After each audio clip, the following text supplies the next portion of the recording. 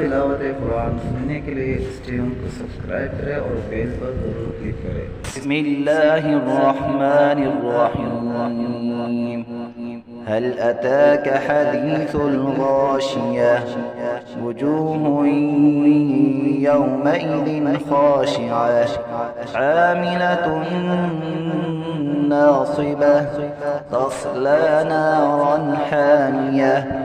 تسقى من عين آنية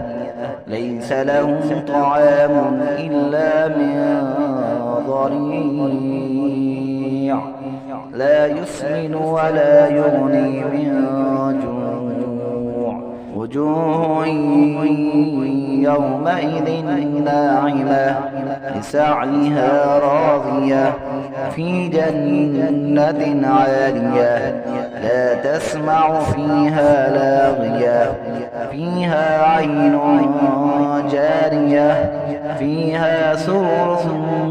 مرفوعة وأكواب موضوعة ونمارق مسفوفة وزرابي مبثوثة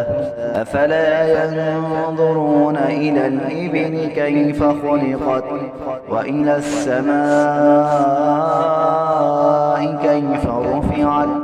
وإلى الجبال كيف نصبت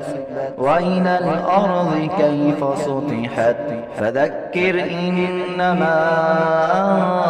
أنت مذكر لست عليهم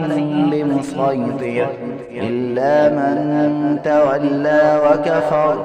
فيعذبه الله العذاب الأكبر إن إلينا إيابهم ثم إن علينا حسابهم